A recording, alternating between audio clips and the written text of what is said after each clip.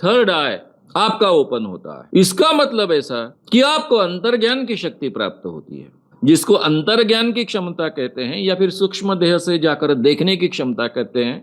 इसी पुना के डॉक्टर पविवर्तक जो दावा करते हैं कि मैं सूक्ष्म देह से कहीं भी जाकर देख सकता हूं, मंगल पर जा सकता हूं, गुरु पर जा सकता हूं, उनके साथ में मेरी कोर्ट केसेस चली। बार बार उनको आह्वान दिया गया कि भाई आप गुरु पर जाते हो, मंगल पर जाते हो, लेकिन आप में जाने की जो क्षमता है तो आसपास के रूम में जाकर बताओ ना, वहां पर हम 10 चीजें रखेंगे, आप अपने सूक्ष्म देह से उस रूम में जाइए, क्या क्या चीजें रखिए वो देख के आइए, हमको बताइए। 100% करेक्ट रहा तो आपको हमारे संगठन का 25 लाख का जो आज का प्राइस है, उन दिनों में कम था, वो प्राइस आपको दिया जाएगा, आपसे माफी मांगी जाएगी। किसी में भी अंतर्ज्ञान की शक्ति नहीं होती है, किसी का भी थर्ड आई जागृत नहीं होता है। ये थर्ड आई जागृत करने के दावा करने वाले सभी ठग होते हैं। श्याम मानव चैनल को आपका समर्थन देने के लिए चैनल को जरूर सब्सक्राइब करें। चैनल के नोटिफिकेशन पाने के लिए बेल आइकन भी दबाएं। अभिमन्यु न्यूपने नेपाल से है, इनका सवाल है कि थर्ड आई होता है क्या। थर्ड आई ये शब्द अलग अलग ढंग से उपयोग में लाया जाता है। जैसा कि भगवान शंकर जी का थर्ड आई था, ऐसा कहा जाता है, वो अपना तीसरा नेत्र खोले, शायद वहां से ये शब्द को उठाया गया। लेकिन इसको आधुनिक पर्सनालिटी डेवलपमेंट के क्षेत्र में भी इसका उपयोग किया जाता है। एक पर्सनालिटी डेवलपमेंट के वर्कशॉप चलाने वाले देसाई ये अपने क्लास में सिखाते थे कि थर्ड आई आपका ओपन होता है। इसका मतलब ऐसा कि आपको अंतर्ज्ञान की शक्ति प्राप्त होती है। और उसके लिए वो उदाहरण देते थे कि आप अभी यहाँ बैठे हो तो यहाँ बैठे बैठे आप अपने घर के अंदर क्या चल रहा है जाकर देख सकते थे। इनके बारे में काफी लोगों ने पूछे कि पर्सनालिटी डेवलपमेंट के नाम पर बहुत बुआबाजी करते हैं करके कंप्लेंट्स की, क्योंकि वो अपने क्लास में वर्कशॉप में एक BMW कार का चित्र देते हैं, लोगों को कहते हैं कि इसके ऊपर आप अपने आप को कॉन्सेंट्रेट करो, और कॉन्सेंट्रेट करने के बाद में BMW कार आपको मिलेगी। एक बंगले का चित्र देते हैं, बहुत सुंदर बंगला, इस पर आप कॉन्सेंट्रेट करो और आपको बंगला प्राप्त होगा। उसी ढंग से आपका थर्ड आई जागृत होता है और आप कहीं का भी देख सकते हो। इस ढंग से ये बातें कही जाती। मेरा पहली बार ध्यान खींचा गया पुणे की मेरे एक स्टूडेंट की ओर से। उसने कहा कि सर ये कुछ चल रहा है, इसको रोकना चाहिए, इस कारण बहुत बड़ा नुकसान होता है। भाई ने और बहन ने दोनों ने मेरा वर्कशॉप किया था, पुणे में भी मेरे वर्कशॉप होते रहते थे।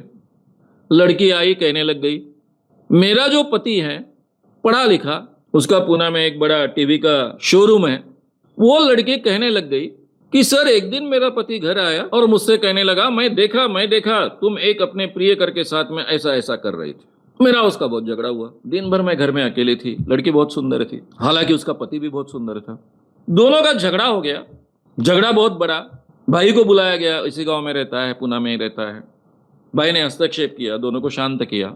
लड़की का कहना था, दिन भर मैं घर में अकेली और मेरा पति मुझसे कह रहा है कि मैंने तुझे देखा, ऐसी तू गाउन पहनी थी इस कलर का, तेरे साथ में ऐसा ऐसा एक प्रियकर था, उसने ऐसे ऐसे कपड़े पहने थे और बेडरूम में तुम ऐसा ऐसा कर रहे थे। वो कह रही थी दिन भर मैं घर में अकेली हूं। पति ने देखा कहां से, घर पूरी तरह से बंद है, फ्लैट है, ऊपर में जो झरोका होता है हवा के लिए, वहां से इसने देखा क्या, लेकिन घर में कुछ हुआ ही नहीं तो देखेगा क्या। फिर भी उसने वो झरोका जो था उसको शट कर दिया। फिर कुछ दिनों बाद में पति आया, फिर इसके साथ में झगड़ने लग गया। झगड़ने लगने के बाद में उसने कहा कि मैंने तुम्हें देखा है, आज तुमने ये पहना था, ये गाउन पहना था, तुम्हारे प्रियकर ने ये पहना था, ऐसे ऐसे तुम्हारे संबंध हुए, ये मैं चलने देने वाला नहीं हूं। मैंने कहा तुमने देखा कहां से, पहले मुझे बताओ। घर पूरी तरह से बंद है, ऊपर का झरोका था वो भी मैंने बंद कर दिया, तुमने देखा कहां। वो बोले मुझे यहां आने की जरूरत ही नहीं है, मैंने अपने दुकान में बैठे बैठे देखा। दुकान में बैठे बैठे कैसे देखा, मुझे थर्ड आई की शक्ति प्राप्त हुई। वो लड़की मुझसे कह रही है, मैं उसको समझा रहा हूं कि शायद तेरे पति को एक बीमारी हुई है, इस बीमारी का नाम है पैरोनिया। तू थोड़ा, मैं भाई को भी पढ़ा रहा हूं कि तुम दोनों जरा मिलकर उसको ठीक ढंग से उसका काउंसलिंग करो, उसको साइकेट्रिस्ट के पास ले जाओ। ये अपना बैठे बैठे कल्पना करता है और वैसे वैसे उसको दिखता है, पैरोनिया बीमारी में होता है, ये शक की बीमारी यहां तक पहुंच सकती है, तो उसको अच्छी ट्रीटमेंट दो। वो कह रही थी कि मेरा तो इसके साथ में इतना झगड़ा हो गया तो मैं बोल के आई कि तुम्हारे जैसे व्यक्ति के साथ मुझे रहना नहीं है। बोला इतनी छोटी चीज के लिए मत छोड़ो, ऐसा मत करो, मैं समझा रहा हूँ। उसके बाद मैं नागपुर गया, मुझे मालूम ही नहीं है स्नेहा देसाई क्या सिखाता है, क्या पढ़ाता है। नागपुर में उसका वर्कशॉप चल रहा था। हमारे कुछ कार्यकर्ता उस वर्कशॉप की जानकारी लेने गए थे। उसमें उसके वर्कशॉप की जो जानकारी दी जाती है उसी में ये बात लिखी थी, और कुछ लोगों के अनुभव भी फिर हमारे कार्यकर्ताओं ने, जो पुराने जिन्होंने वर्कशॉप किए वो भी वहां होते हैं, उनके जरिए उनको प्राप्त हुए। तब मुझे पता चला कि ये सब क्या प्रकरण है। ये स्नेह देसाई नाम का व्यक्ति, मैं उसको ठग कहता हूं, पर्सनालिटी डेवलपमेंट वर्कशॉप लेने वाला कोई टीचर नहीं कहता हूं। तो ये ठग लोगों को सिखाता है कि आप जब मेरा वर्कशॉप करोगे, मेरे वर्कशॉप में मेडिटेशन करोगे, तो आपका थर्ड आई खुल जाएगा, आपको अंतर्ज्ञान की शक्ति प्राप्त होगी, और आप जो वर्कशॉप में हो, यहां मेडिटेशन कर रहे हो, यहां पर आप घर जाकर देख पाओगे, आपका सूक्ष्म देह घर जाएगा, देखेगा क्या चल रहा है। और लोगों को एक्चुअली दिखता है, कई लोगों को दिखता है। ये दिखना क्या है? मेडिटेशन हो, सम्मोहन हो, कोई भी प्रक्रिया से जब आप अल्फा रिदम की अवस्था में जाते हो, तो करीबन 55% लोग आइदर डीप ट्रांस में जाते हैं या फिर मीडियम ट्रांस में जाते हैं।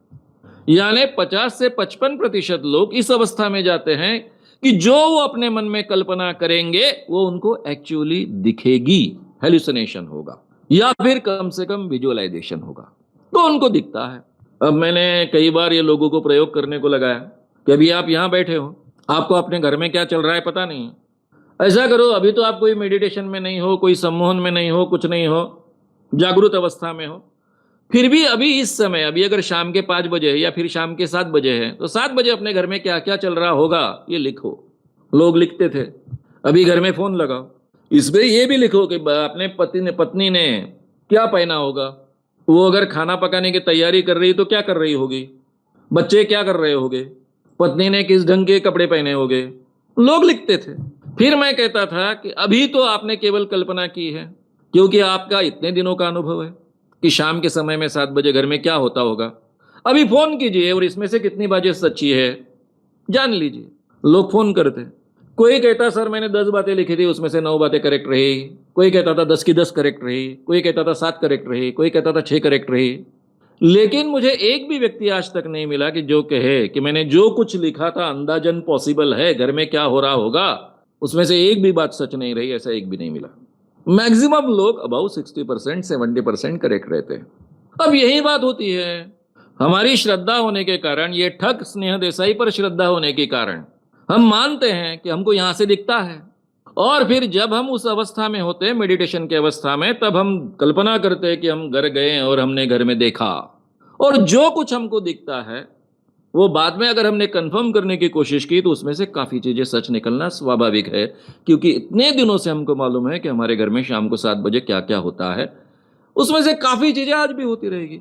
किसी को भी घर जाकर देखने की क्षमता नहीं होती है, जिसको अंतर्ज्ञान की क्षमता कहते हैं या फिर सूक्ष्म देह से जाकर देखने की क्षमता कहते हैं। इसी पुणे के डॉक्टर पविवर्तक एक व्यक्ति है जो दावा करते हैं कि मैं सूक्ष्म देह से कहीं भी जाकर देख सकता हूं, मंगल पर जा सकता हूं, गुरु पर जा सकता हूं। उनके साथ में मेरी कोर्ट केसेस चली, बार बार उनको आह्वान दिया गया कि भाई आप गुरु पर जाते हो, मंगल पर जाते हो, लेकिन आप में जाने की जो क्षमता है तो आसपास के रूम में जाकर बताओ ना, वहां पर हम 10 चीजें रखेंगे, वीडियो रिकॉर्डिंग वहां लगा देंगे, आप अपने सूक्ष्म देह से उस रूम में जाइए, क्या क्या चीजें रखिए वो देख के आइए, हमको बताइए। 100% करेक्ट रहा तो आपको हमारे संगठन का 25 लाख का जो आज का प्राइस है, उन दिनों में कम था, वो प्राइस आपको दिया जाएगा, आपसे माफी मांगी जाएगी। ये मैंने कई बार न्यायमूर्ति के सामने भी रखा है। किसी में भी अंतर्ज्ञान की शक्ति नहीं होती है, इसको क्लेरोवायंस कहा जाता है इंग्लिश में, पैरासाइकोलॉजी में। ये क्लेरोवायंस की क्षमता किसी में भी नहीं होती है कि अमेरिका में क्या चल रहा है मैं यहाँ बैठे बैठे देख पा रहा हूँ, लंदन में क्या चल रहा है देख पा रहा हूँ, दिल्ली में मेरा कोई मित्र है उसके घर में क्या चल रहा है देख पा रहा हूँ, दिल्ली में जाकर मोदी साहब अभी इस समय में क्या कर रहे हैं यहाँ बैठे बैठे देख पा रहा हूँ। ये क्षमता किसी में नहीं। दुनिया में ऐसी क्षमता एक भी व्यक्ति में होती तो बिन लादेन को ढूंढने के लिए अमेरिका जैसे देश को करोड़ों डॉलर्स खर्च नहीं करने पड़ते। इतने सालों तक 500 लोग काम कर रहे थे बिन लादेन को ढूंढने के लिए, 500 लोगों की टीम काम कर रही थी 5 सालों तक बिन लादेन को ढूंढने का। तब जाकर बिन लादेन का पता मिला। एक भी क्लेरोवायंस वाला कोई व्यक्ति होता जिसकी थर्ड आई जागृत होती है ऐसा व्यक्ति होता, यानी एक भी स्नेह देसाई जैसे ठग के वर्कशॉप का एक भी विद्यार्थी होता जिसमें ये क्षमता होती, तो मित्रों बिन लादेन को इजीली ढूंढा जाता और उस व्यक्ति को अमेरिका आनंद से कई हजार करोड़ दे डालती। ये इस दुनिया में संभव नहीं है। किसी का भी थर्ड आई जागृत नहीं होता है। ये थर्ड आई जागृत करने के दावा करने वाले सभी ठग होते हैं। 2013 में महाराष्ट्र में कानून बना है, जादू टोना विरोधी कानून। इसमें अगर कोई व्यक्ति चमत्कार का दावा करता है और चमत्कार का दावा कर कर लोगों से पैसे प्राप्त करता है तो वो कानूनन अपराध है। यही बात अगर आज स्नेह देसाई महाराष्ट्र में कहीं कहेगा तो उस पर जादू टोना विरोधी कानून के तहत जेल में जाना पड़ेगा।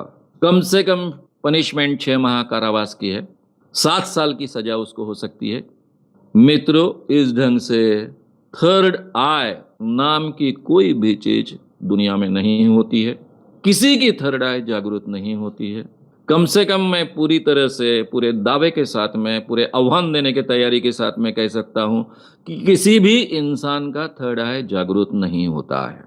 थर्ड आई यानी अंतर्ज्ञान की क्षमता, इंग्लिश में जिसको क्लेरोवेंस कहते हैं, हम यहाँ बैठे बैठे कहीं भी जाकर देख सकते हैं। ये जो क्षमता है वो किसी में भी नहीं होती है। कोई अपवाद भी इसके लिए नहीं होता है।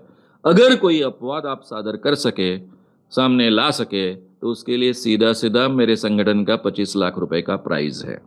श्याम मानव चैनल को आपका समर्थन देने के लिए चैनल को जरूर सब्सक्राइब करें। चैनल के नोटिफिकेशन पाने के लिए बेल आइकन भी दबाएं।